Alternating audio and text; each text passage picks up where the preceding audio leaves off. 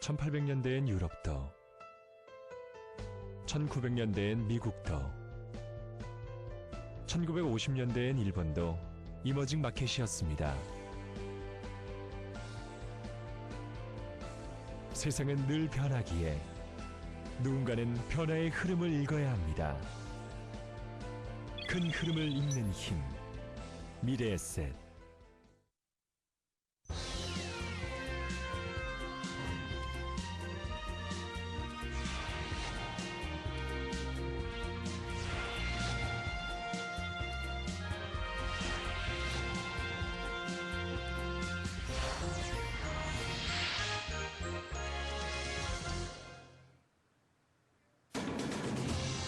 안녕하십니까. 미래에셋 애널리스트의 날카로운 시장 분석을 들어보는 시간, 미래에셋 마켓뷰의 구필입니다. 최근 전세난에 이어 매매 시장까지 들썩이면서 부동산 시장에 관한 관심이 어느 때보다 높은 것 같습니다. 특히 미분양 주택도 감소하고 있고 건설업 체감 지수도 조금씩 개선되고 있어서 최근 부동산 시장 변화에 따른 건설업종에 대한 관심이 높아지고 있는데요. 이쪽 동향에 대해 오늘 들어보도록 하겠습니다. 이어서 인도 연결해서 인도 증시 동향에 대해서도 살펴보도록 하겠습니다. 먼저 미래에셋증권 리서치센터에서 건설업 담당하고 계신 변성진 연구원 모셨습니다. 안녕하세요. 네, 안녕하십니까. 네, 반갑습니다. 네, 반갑습니다. 앞서 말씀드린 것처럼 그 국내 건설업종에 대한 이야기를 하자면 아무래도 지금 최근 그 주택시장 전세 강세에 대한 이야기를 빼놓을 수가 없을 것 같은데요. 그 최근 이런 그 전세 강의 전망 향후에 어떻게 좀 될 거라고 보십니까? 앞으로 많이 보셔서 아시겠지만 지금 네. 전세 가격은 상대적으로 강세에 있습니다. 네네. 지금 그래프에서 한번 보시듯이 지금 우리가 전세 가격 강세라는 것도 사실상은 절대적인 수준도 있지만 상대적으로 매매 가격 대비해서 얼만큼 오르느냐 이게 사실 가장 또 중요한 지표라고 볼 수 있는데 네. 지난 2009년 저점을 찍고 지금 계속 상승 추세에 있습니다. 그래서 이 전세 매매 비율이 상승한다는 것은 결국은 많은 소비자들이 지금 집을 사기보다는 전세 쪽으로 많이 수요가 몰리고 있다 이런 측면이고 이 추세가 얼마나 지속될 것인가에 따라서 향후 전세 가격 상승 추세가 얼마나 앞으로 더 지속될 건지 좀 결정이 나겠다 이렇게 판단이 됩니다. 네. 아까 그래프에서도 보였다시피 서울 수도권 전국 다 가릴 거 없이 전체적으로 지금 전세가 강세를 보이고 있는데 이런 전세가가 이렇게 끝없이 올라가는 이유가 좀 어디에 있다라고 보십니까? 일단 입주 물량이 좀 적은 것이 하나의 이유가 될 것이고 네. 또 하나는 이제 소비 패턴이 좀 바뀌었다 이렇게 볼 수 있겠습니다. 지금 입주 물량 같은 경우에는 2010년도에 거의 한 30만 가구 되었었는데 2011년도에는 약 한 20만 가구 정도로 입주 물량이 좀 감소할 것으로 예상이 됩니다. 그래서 입주 물량 측면에서만 보면 올해도 사실 집을 구하기는 조금 쉽지가 않을 것이다 이렇게 봐지는 것이죠. 그다음에 두 번째로는 이제 소비 패턴이 좀 바뀌고 있다라는 것인데 네. 이런 부분들은 나중에 또 말씀을 드리겠지만 일단 그 집에 대한 수요가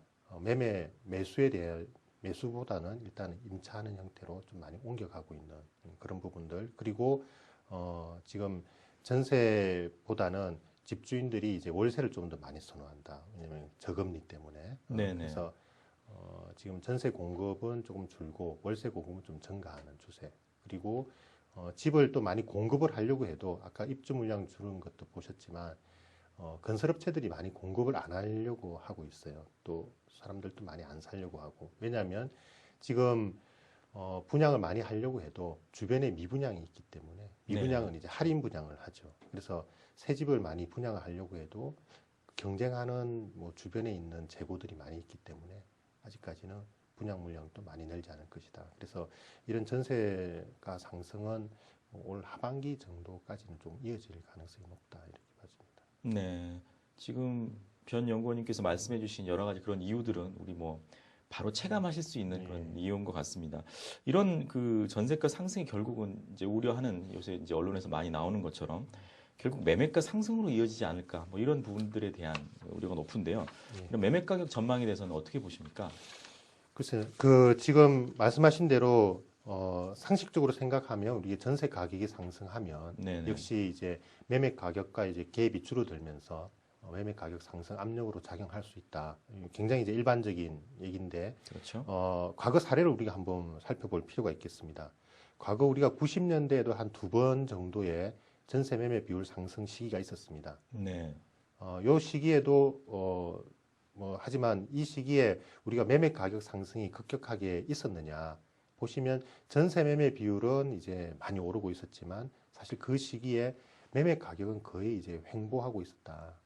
결국은 전세 매매 비율이 상승하는 그 시기에는 일단 집을 사기보다는 좀 전세에 대한 수요가 좀 더 많았기 때문에 이런 결과가 나타나는 것이고 네. 그럼 결국은 집값이 오르기 위해서는 전세 가격이 충분히 더 올라야 된다라는 것이죠. 그게 이제 과거 2002년도 약간 전세 매매 비율이 한 70%까지 올랐을 때 그때부터 이제 매매 가격은 올랐다.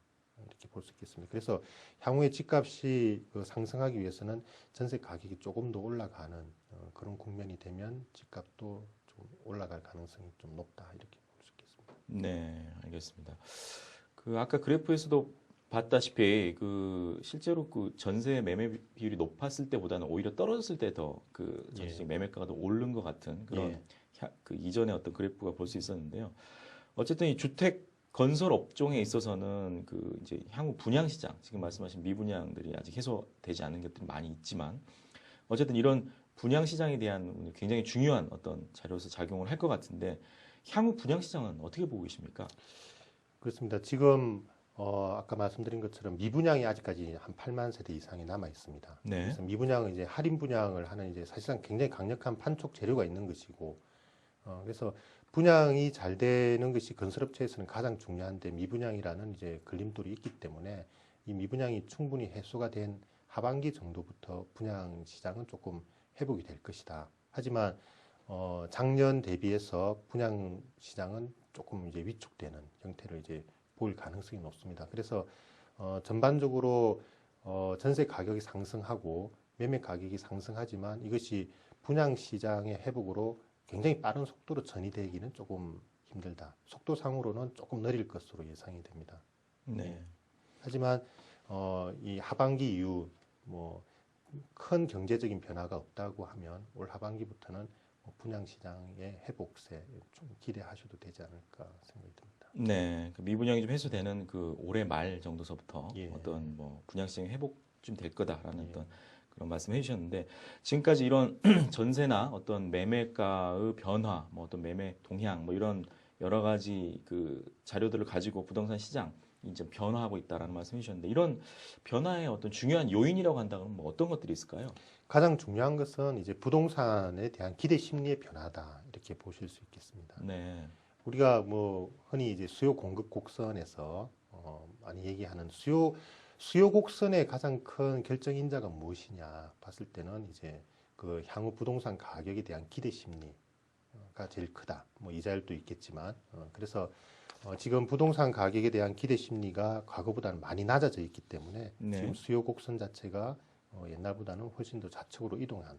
그래서 전반적으로 공급 물량이 줄고 가격도 빠져 있는 그런 상황이다. 향후에 시장이 살아나려면 결국은 그 시장에 대한 기대 심리가 이제 올라가야 된다라는 것이고 그것이 이제 수요 곡선을 한층 레벨업 시킬 수 있다. 그렇게 된다면 분양 물량도 조금 증가하고 가격도 올라갈 수 있는 그런 구조가 될 것이다라고 보고 있습니다. 예, 지금 저 그래프 나오고 있는데요. 변화된 주택 시장에 관련된 예. 지금 말씀하신 수요 곡선이라든지 뭐 이런 부분들 조금 저 그래프를 보면서 한번 다시 한번 설명을 좀 부탁드리겠습니다. 예.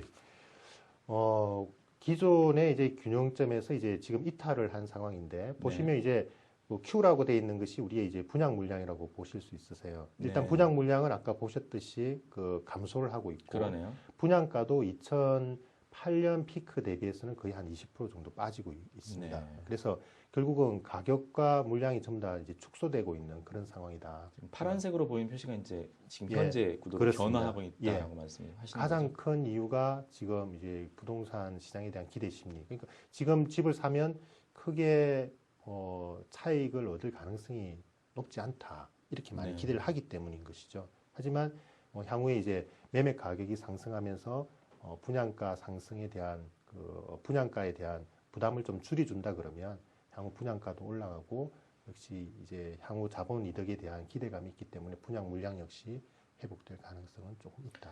그런 측면에서 본다 그러면 이제 실제 해외 쪽이 아니라 이제 국내 어떤 이런 주택 시장에 많이 그 사업의 어떤 방향을 맞추고 있는 국내 건설 업체 같은 경우에는 예.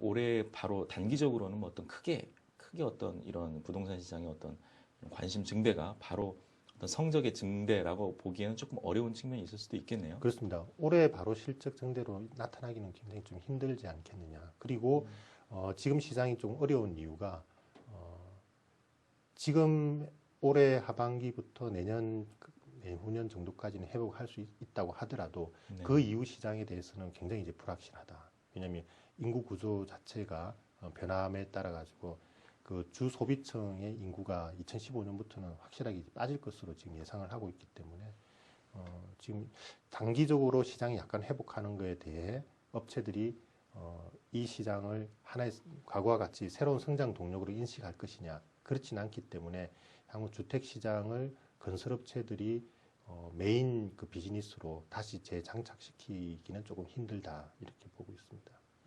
네. 알겠습니다. 이제 국내 여러 가지 부동산 시장 변화와 관련된 건설업체의 어떤 변화 요인 뭐 이런 부분도 살펴봤는데 또 가장 중요한 또 어떻게 보면은 지금 성장 동력이라고 할 수 있었던 게 해외 시장 진출을 많이 얘기를 하고 있는데 해외 시장 쪽으로 좀 다시 한번 살펴본다 그러면 최근 해외 플랜트 시장에 대한 긍정적인 시각이 많은 것 같습니다. 이런 부분들 어떻게 보는 게 좋을까요?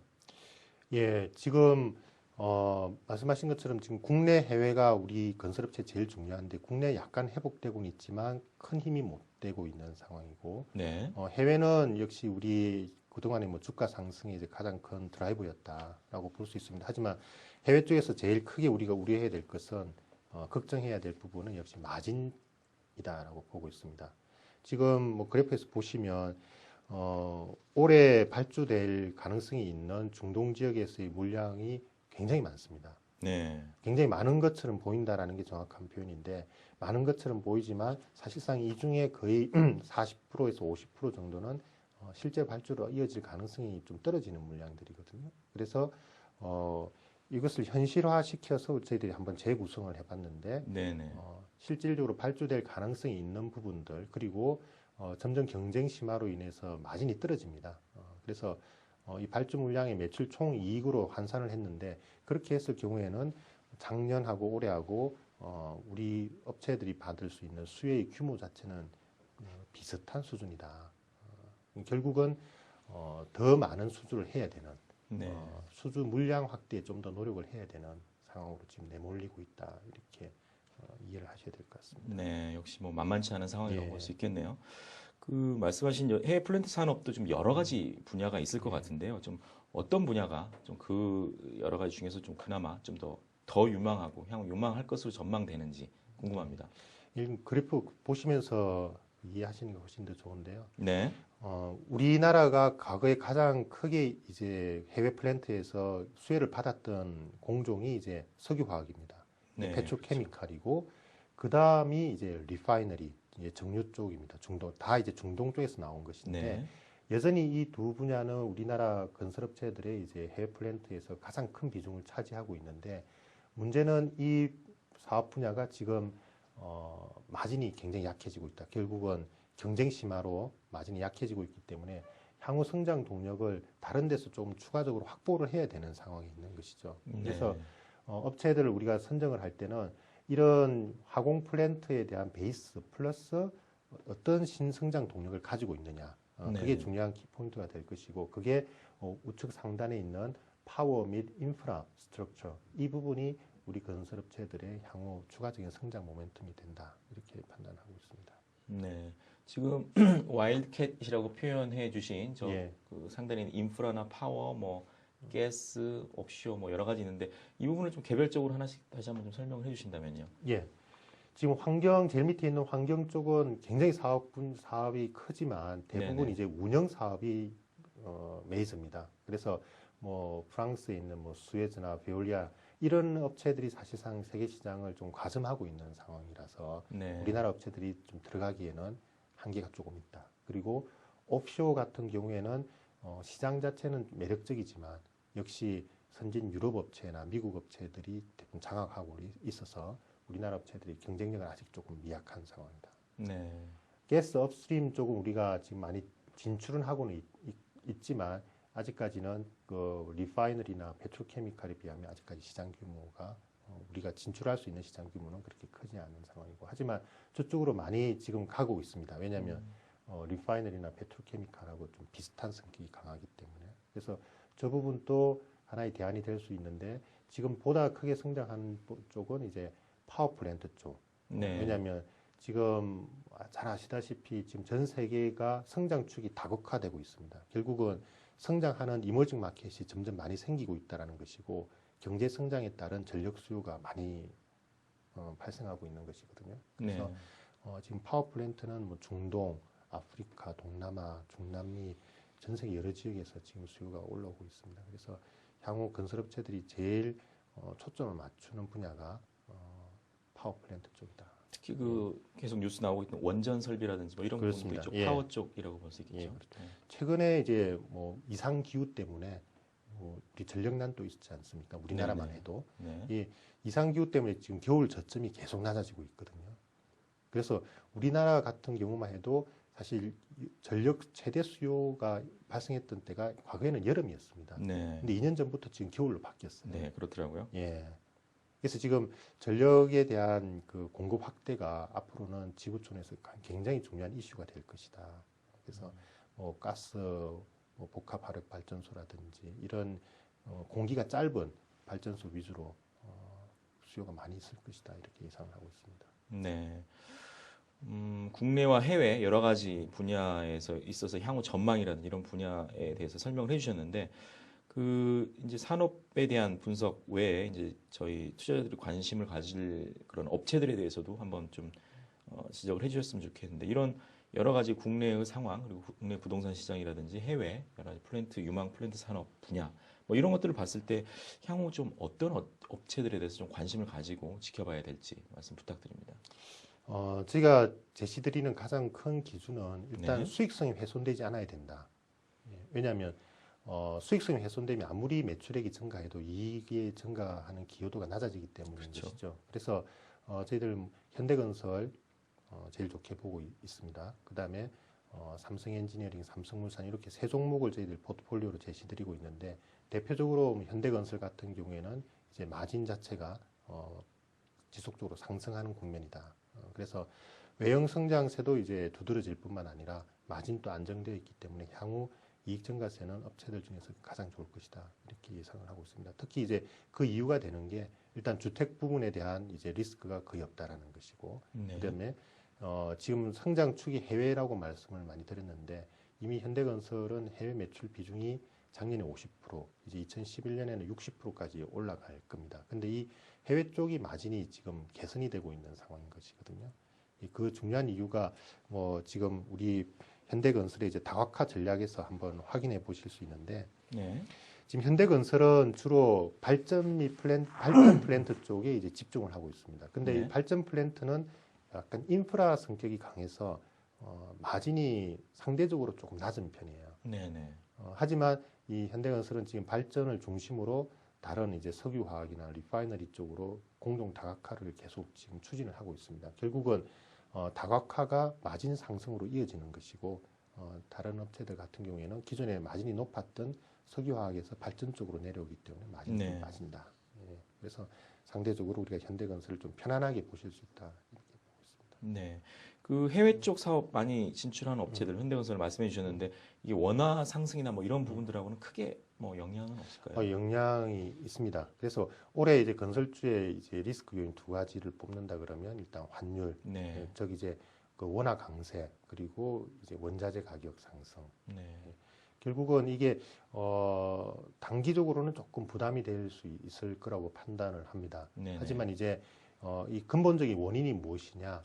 예, 결국은 이 원자재 인플레이션이 계속 이제 지속이 된다 그러면 지속이 되는 과정에서 세계 경기가 위축되지 않고 지속 성장을 한다면 네. 결국은 중동에서의 투자는 좀 더 많이 일어날 수 있다. 그렇게 보면 과거에도 원자재 가격이 상승했을 때 가장 경기가 좋았었거든요. 2006년, 네, 그렇죠. 2007년도에도. 그래서 지금은 그런 단계로 갈 건지 못 갈 건지 기로에 있기 때문에 사실 이런 상승은 약간의 잠재적인 리스크가 될 수 있지만 결국은 상승세로 간다라고 하면 한 단계 더 도약할 수 있는 기회가 될 수도 있다 이렇게 보고 있습니다. 네, 잘 알겠습니다.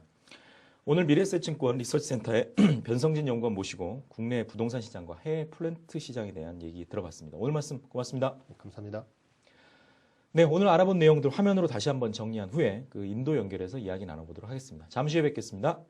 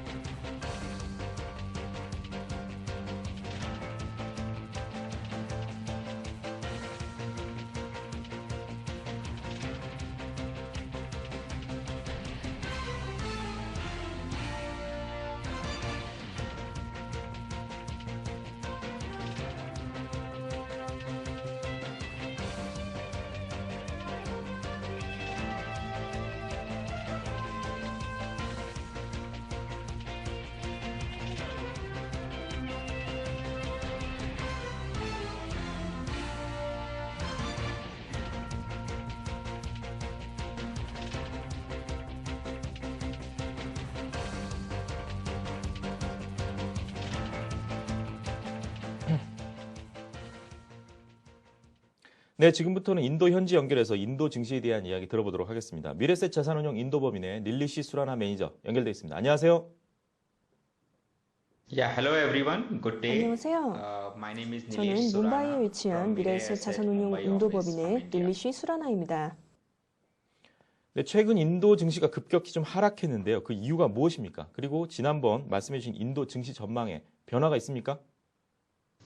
The Indian markets has been among the 지난 한 worst 달간 performers in 인도는 the 전 region. In fact, 세계적으로 globally, 증시 수익률이 we 가장 have seen a 부진했던 sharp 국가들 중 correction of 하나였는데 10% in the 실제로 month of 하락폭이 January. 10%에 달했습니다. And, broadly there 그 are three 이유로는 reasons 세 가지를 들 수 which we 있는데 can be attributed to the 첫째는 sharp 인플레이션 correction. 우려, A is concerning to the high levels of inflation in the country. Second is concerning to 둘째는 certain 지난 몇 political 달간 developments which has 발생했던 taken 정치 place over the 스캔들, past few months. And third is related to 셋째는 flow 외국인 of funds 기관 that is 투자자들의 outflow 자금 from the 유출입니다. market. On the last 이 중 point, 세 that 번째 is, 이유인 FII 외국인 기관 outflow, 투자자들의 the 자들의 absolute 자금 number is 유출에 대해 about $2 말씀드리자면 billion, 연초 이후 인도 시장에서 roughly, 유출된 till FII date, 자금 year to date. 규모는 대략 But 20억 this 달러에 need to be 달합니다. seen in the 하지만 context of 이것은 very high base in 2010년도에 calendar FII year 자금 2010. 유입이 280억 달러로 사상 최고 수준이었다는 것을 어느 정도 감안하고 바라볼 필요가 있습니다. 유입된 자금 중 일부는 인도 지수를 추종하는 ETF로부터 비롯된 것이었는데 바로 위에서 말씀드린 우려들로 인하여 해당 자금이 유출된 것으로 보입니다. 그 다음으로 인플레이션에 대해 말씀드리자면 우선 가장 최근 데이터인 1월 22일 기준 주간 도매물가 지수에서 1차 원재료 가격은 전년 대비 18% 상승했습니다. 이것은 꽤 높은 수준인데 해당 항목을 구성하는 품목들 중 소수 몇 가지보다는 전반적으로 대부분 품목들의 가격이 골고루 상승한 게 이유입니다. 이 중 식품 가격 상승으로 인한 인플레이션 효과는 완화될 것으로 예상되는데 식품 가격이 내려갈 것으로 예상되고 2010년도에 식품 가격이 높은 데 따른 기저 효과의 영향을 받을 것으로 보입니다. CRB 금속 및 CRB 식품 지수는 작년 6월부터 각각 49%와 36% 상승했는데 이는 주로 무역을 통해 일어나는 수입 인플레이션을 통해 발생한 것입니다. 따라서 당분간 인도의 인플레이션은 현 17에서 18%의 높은 수준을 유지하다가 낮아지기 시작할 것으로 예상됩니다. 그 외에도 인플레이션을 부추기는 요인들로는 빠듯한 유동성 공급, 높은 수준의 경상수지 적자, 상품 가격 상승으로 인한 기업들의 투입 비용 상승 등을 볼 수 있습니다. 이 모든 요소들을 종합해서 생각해보면 단기적인 증시 움직임은 조정 장세로서 그 양상이 글로벌 증시와는 다소 다를 것으로 예상됩니다. 그리고 현재 겪는 증시 조정을 통해 위에서 언급한 부정적인 요인들이 모두 시장과 밸류에이션에 반영될 것으로 생각되기 때문에 인도는 현 수준에서 안정을 되찾으며 숨고르기를 한 이후 금년 하반기부터는 다시금 상승 국면을 맞이할 수 있을 것으로 내다보고 있습니다. 네, 그렇군요. 그렇다면 최근 인도 기업들이 발표한 분기 실적은 어땠습니까?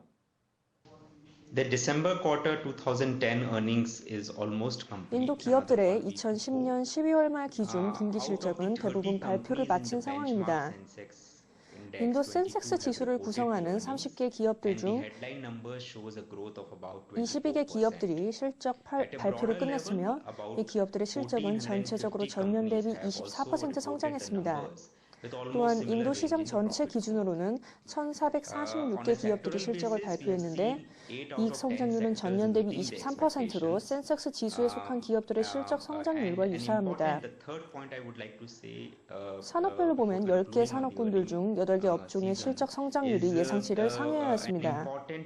이번 실적 발표에서 나타난 중요한 추이는 기업들의 영업 마진이 줄어들었다는 것입니다. 10개 중 8개 산업의 영업 마진이 감소했는데 이는 주로 인플레이션이 상승하고 앞서 말씀드린 각종 우려들로 인하여 수요 증가가 그렇게 눈에 띄지 않았기 때문입니다. 그리고 이러한 마진 압박은 금년 3월 기준 분기 실적에서도 나타날 것으로 예상됩니다. 다만 이번에 영업 마진이 줄어들지 않은 2개 업종은 금융과 에너지 업종입니다. 네, 최근 인도에서 논란이 된 통신 주파수 스캔들과 앞으로 실시된 예산안 편성은 어떤 방향으로 전개될 것으로 보시는지요? On the political front, the important point is impasse between the current ruling party and the opposition related to the telecom scam which 현재 인도의 2G 통신 주파수 스캔들은 최근에 열렸던 국회에서 여당과 야당이 별다른 합의점을 이끌어내지 못한 채 교착 상태에 빠졌습니다.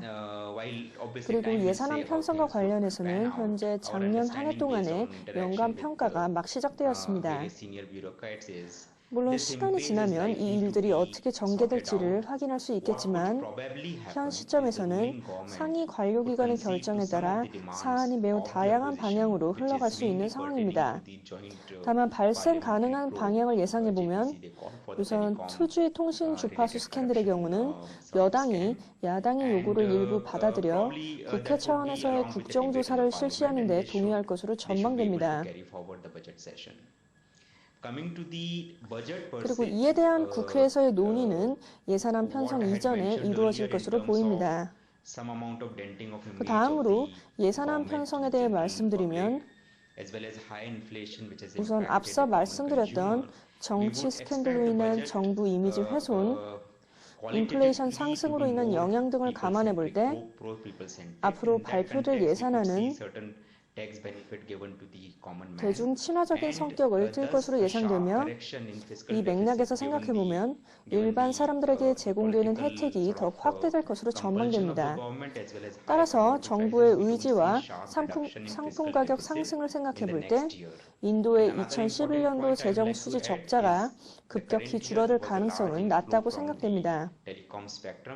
그리고 또 하나 중요하게 말씀드리고 싶은 것은 2010년도에 대규모의 자금 유입을 창출하였던 3G 통신 주파수 경매가 2011년도에는 없을 것이라는 점입니다. 그렇기 때문에 인도의 재정 적자가 그렇게 쉽게 낮아지기는 어려울 것으로 보입니다. 또한 금년도에 인도 일부 주에서 선거가 열릴 예정인 점 역시 이와 같은 전망이 현실화될 가능성을 더욱 높여주고 있습니다.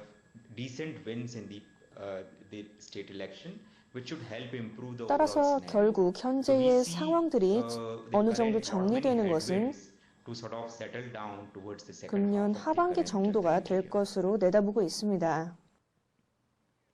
네, 이집트의 반정부 시위로 전 세계 증시가 출렁거렸는데요. 이번 사태가 인도 증시에는 어떤 영향을 줄 것으로 보시는지요? That's a very good question because 예, 방금 좋은 질문을 해주셨는데요. 이번 이집트 사태로 인해 인도가 가장 크게 영향을 받을 수 있는 부분은 다름 아닌 석유입니다. 이집트 시위는 투자 심리나 펀더멘털 모두를 악화시키면서 유가 상승을 부추길 수 있는데 실제로 지난 며칠 동안에 이러한 현상이 나타났습니다. 인도는 원유의 순수입국이며 앞서 말씀드린 인도의 인플레이션 상승에 있어서도 유가 상승은 빼놓을 수 없는 요인입니다. 인도에서는 다양한 연료 중에 오직 휘발유 시장만이 시장 가격을 따르고 있고 그 외 디젤유, 등유, 가스 가격은 모두 정부의 통제를 받고 있습니다. 따라서 석유와 가스 가격이 상승하게 되면 정부는 이 가격 상승분을 그대로 시장에 떠넘기는 게 아니라 해당 판매 업체들에게 일정 부분의 보조금을 지급하면서 시장에 판매되는 가격을 통제하게 되고 그만큼 정부의 재정 적자 부담은 커지게 됩니다. 따라서 이집트 사태에 대한 인도의 우려는 단순히 무역뿐만이 아니라 잠재적인 유가 상승 위험도 존재합니다. 하지만 물론 그 반대로 일이 잘 해결된 가능성도 있습니다. 만일 몇 주, 아니면 몇 개월 내로 이집트의 상황이 안정을 되찾을 경우 유가 역시 다시 완화될 것이며 이는 인도에게도 반가운 소식이 될 것입니다. 네, 지금까지 미래셋 자산운용 인도법인의 닐리시 수라나 매니저로부터 인도 증시 동향에 관해 들어봤습니다. 오늘 말씀 고맙습니다. Thanks a lot and goodbye. 감사합니다. 네, 한동안 따뜻했던 날씨가 오늘부터 다시 추워진다고 하는데요. 바람까지 불어 체감 온도가 낮으니 외출하시려면 옷차림을 따뜻하게 하셔야 될 것 같습니다. 오늘 미래셋 마켓뷰에서 준비한 내용은 여기까지입니다. 저희는 다음 주 이 시간에 다시 찾아뵙도록 하겠습니다. 감사합니다.